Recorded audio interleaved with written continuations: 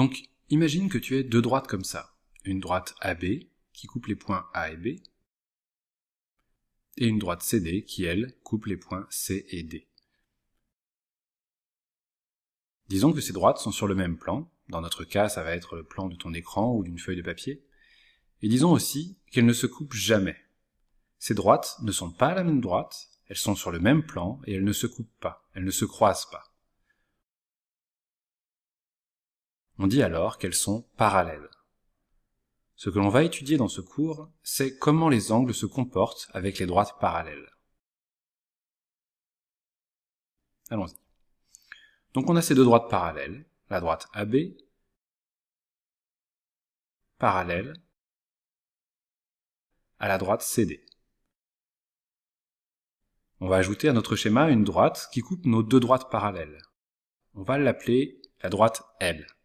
Déjà, cette droite qui coupe des droites parallèles, on l'appelle une séquente. Une droite séquente qui coupe nos deux droites parallèles. Ce qui nous intéresse vont être les angles qui se forment à l'intersection de cette droite L avec les parallèles et comment ils interagissent entre eux, quelles relations existent entre eux. Commençons avec cet angle-ci. On pourrait lui donner un nom, mais on va se contenter de le symboliser avec un petit arc.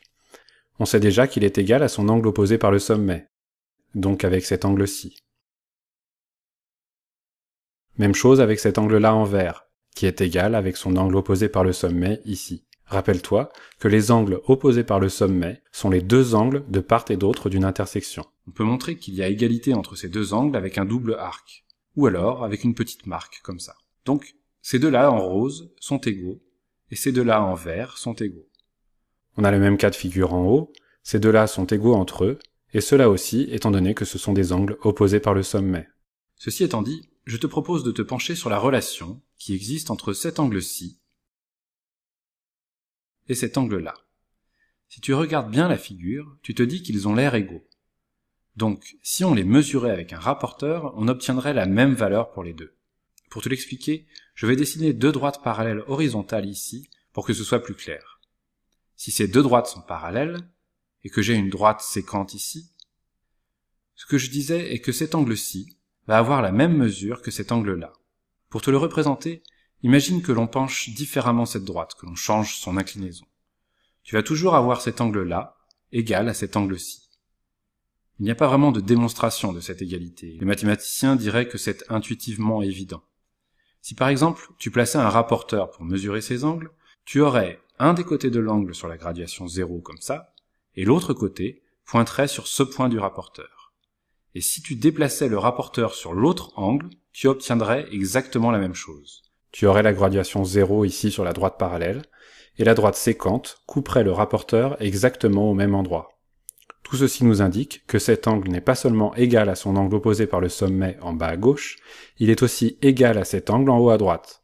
Par extension, cela veut dire que celui-ci aussi va être égal, étant donné que l'on a vu que ce sont deux angles opposés par le sommet. Donc tous les angles indiqués en vert sont égaux, et en suivant la même logique, cet angle ici va être égal à celui-là, ainsi qu'à celui-ci, toujours pour les mêmes raisons. Bref, ce dont tu dois te souvenir est que non seulement les angles opposés par le sommet sont égaux, mais aussi les angles correspondants. C'est un nouveau terme que l'on rencontre ici.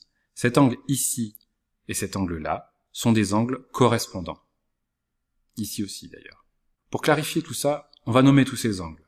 Par exemple, en utilisant des lettres minuscules.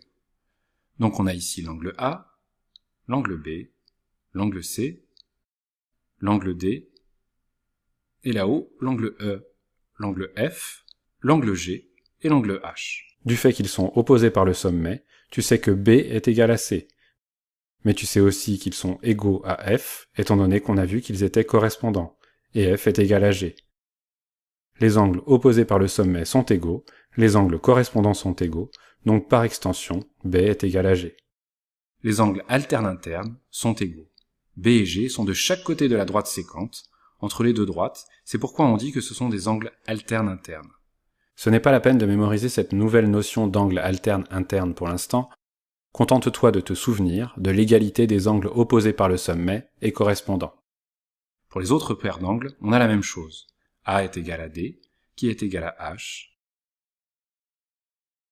qui est égal à E.